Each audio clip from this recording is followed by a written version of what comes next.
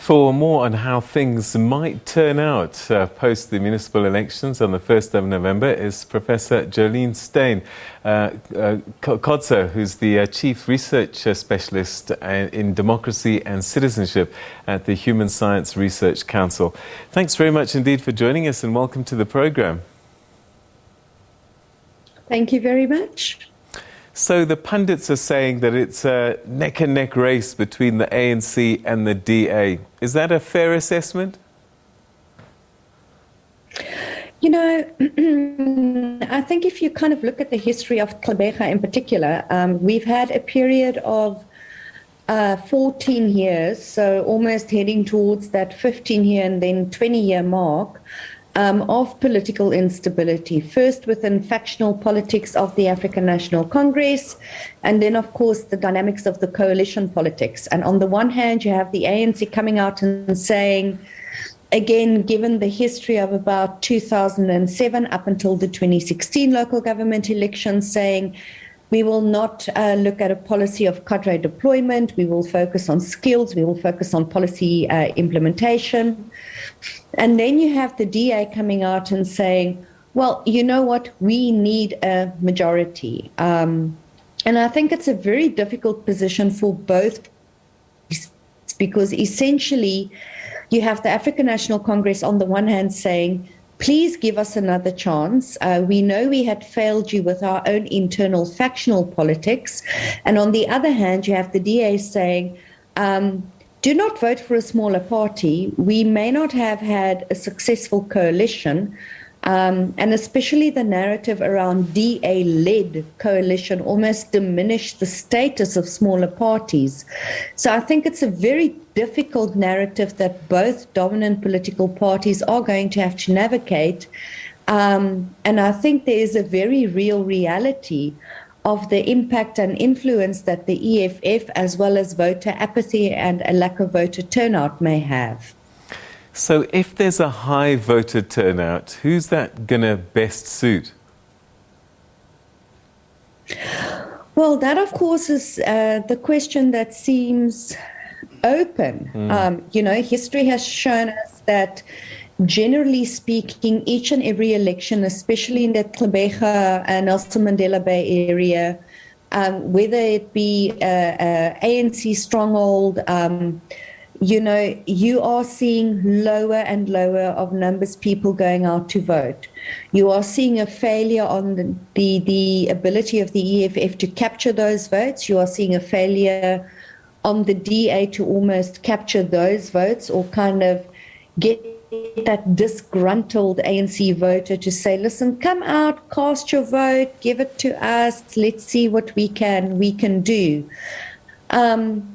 So it's very difficult to say that in a scenario of a higher voter turnout, where is the vote going to go? The situation, I think, is just too volatile to be able to make any sort of prediction short of what the actual number of people are going to be who's going out to vote on the one hand.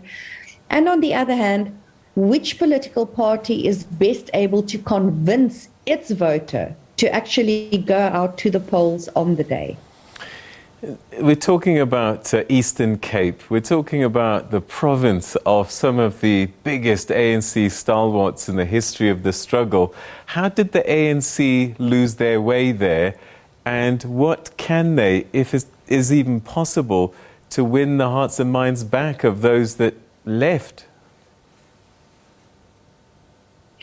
You know, I think it really boils down to restoring some semblance of political trust. I mean, the dynamic we see play out not just within the Nelson Mandela Bay municipality, but I think, you know, if you cast your eye broadly around the Eastern Cape and you kind of start looking at number of people going out, the number of votes the ANC is able to get, bearing in mind in this province, the ANC used to tally around 75% of the vote, give or take.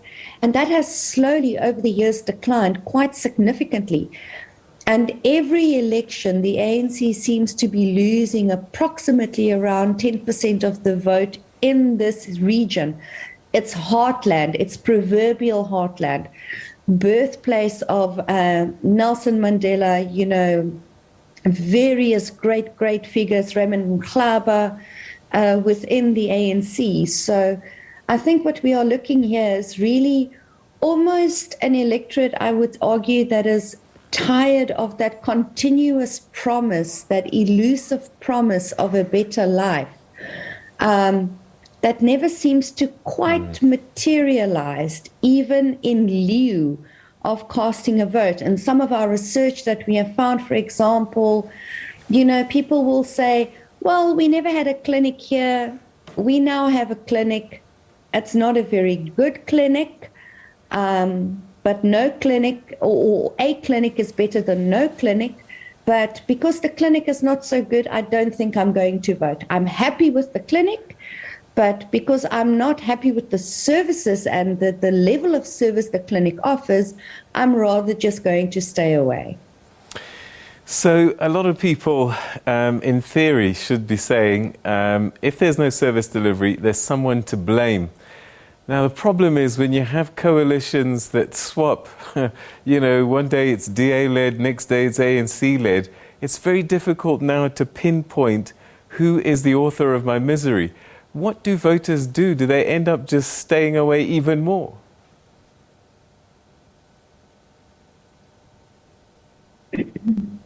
You know, and again, I think that is a dilemma that voters are really faced with. And for me, a key element that has been lacking in the campaigns of your major political parties is to say, okay, you know what? In the conversations with the electorate, to say, there's a very good chance we may actually not get a majority. In that event, we have spoken to these political parties. These are the developmental initiatives we have prioritized, and this is how we plan to work together.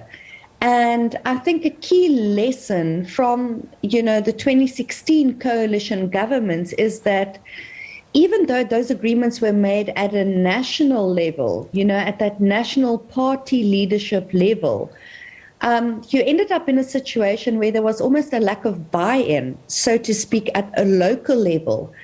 And your local municipalities became that theater of politics. Your councils became that theater of politics.